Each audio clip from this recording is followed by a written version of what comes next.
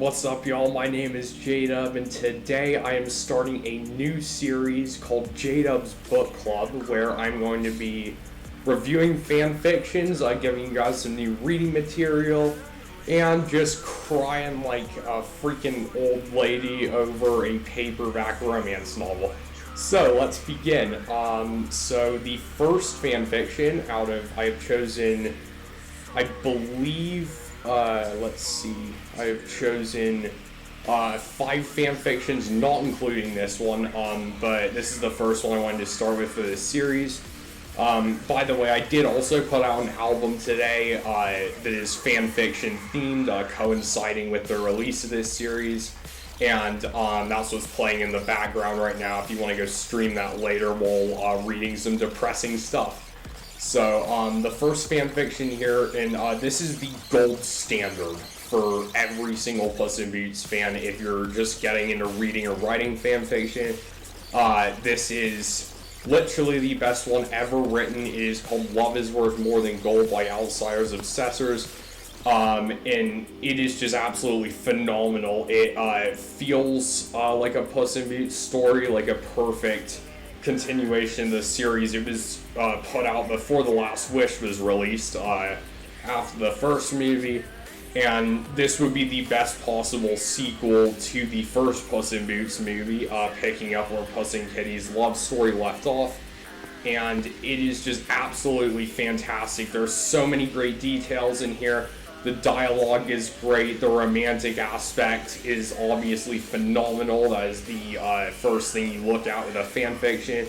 And there's just so many great details, callbacks to other Puss in Boots and Shrek material.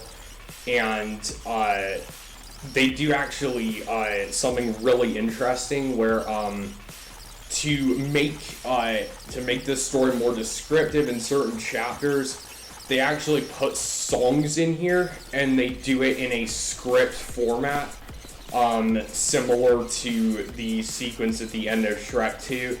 And really, this just makes the story all the more powerful. There are original characters. There's development of the previously established characters in the Shrek and Puss in Boots movies. There are flashbacks. If you want to destroy me, by the way, with a fan fiction, put a ton of flashbacks in it. They're just really sappy because I completely love that stuff.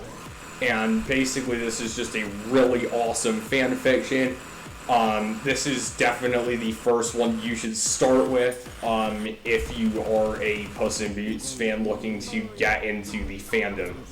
And then the next one I'm going to go to here to follow this one up is called Kill Bill by Santa Coloma, and I believe this person is fairly new to writing fan fiction, but this is absolutely fantastic. And what this one does that I don't see a lot of other fan fictions doing is this one is just so sad and dark and raw, and I freaking love it. Like, there was no need to go this hard for a freaking Puss in Boots fan fiction, but they did, and it completely engulfs you with the emotions that the author conveyed.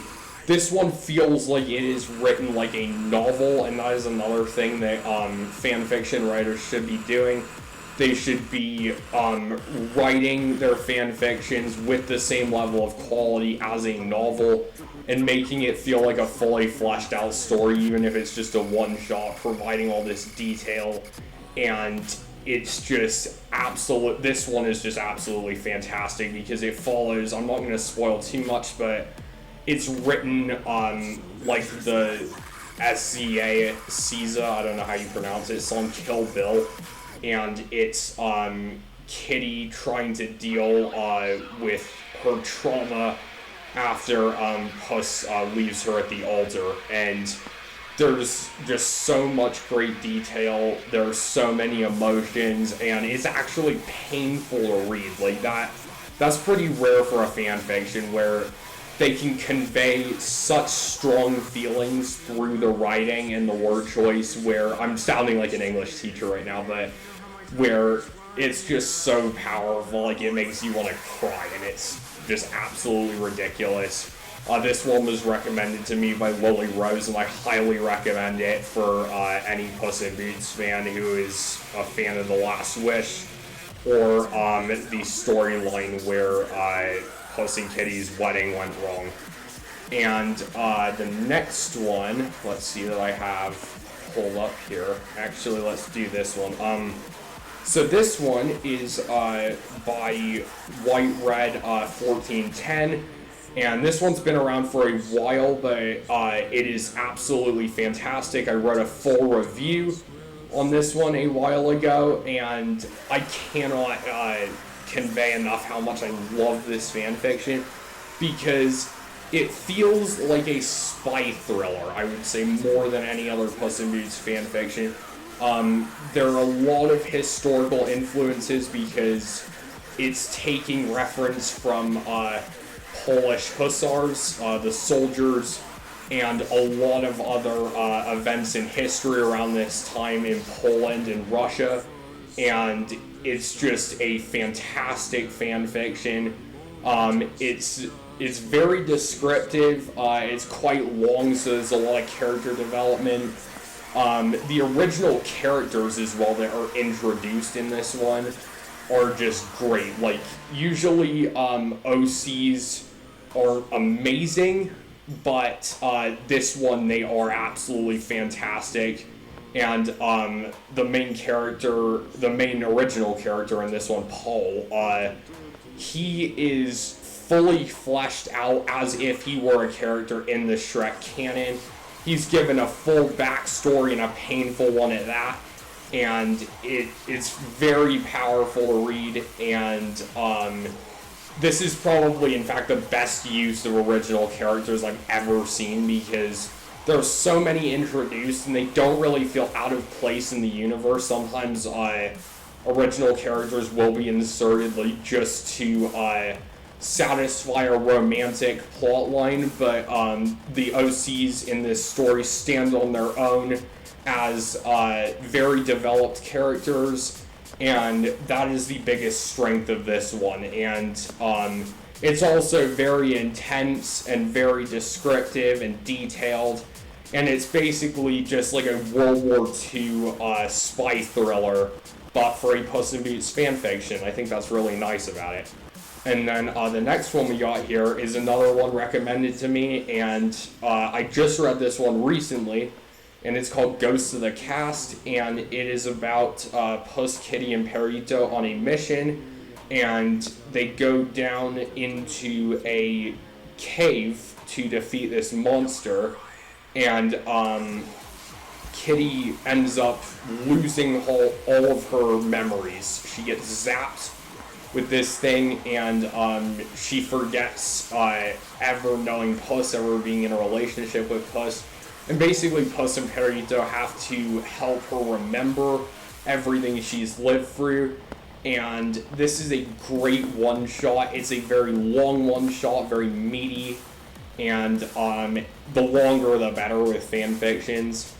And it's got a lot of drama, a lot of emotional intensity, and I believe it's like an Eternal Sunshine of the Spotless Mind situation. That's probably what it was inspired by, but they just pull it off really well. And Kitty is fleshed out as a character more like, had she not known Puss, she's a lot more aggressive, and she's a lot more untrusting, which goes along with her character arc in The Last Wish. Overall, just a really beautiful and fantastic fan fiction that is 100% worth a read. Next off, we have the Last Wish one-shot collection by Lily Rose, and as I understand it, she's still adding to these fan fictions. There are two of them so far, An All Familiar Whistle and Happy New Year, and the first one is very angsty, and it just broke me when I read it. And then Happy New Year is just fluff, but it's still is very good fluff. And the dialogue and the the pacing of the story is very well done.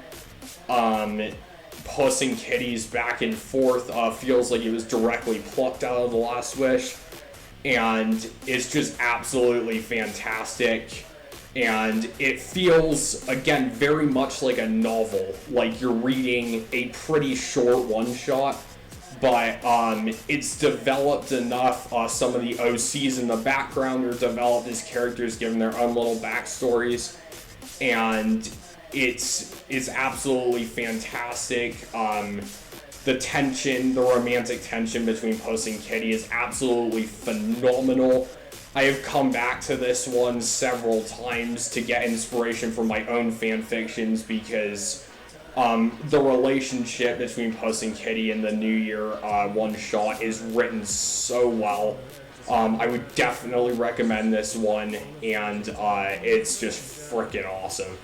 And then the last one I want to talk about is also by Santa Coloma, and it's called All Sol Ialua. I believe that's a song title, but when I googled it, but this one is a pretty long one, fairly long, and is absolutely amazing. This one just broke me because the thing about this one is that it kind of explores the past, present, and future of Puss and Kitty's relationship, and what it does here is they explore a lot of flashbacks throughout this story, and like I said, I love those flashbacks, and they also go inside Puss and Kitty's heads a lot to explore what they're thinking, and I think that's really cool to be able to see their perspectives on certain things.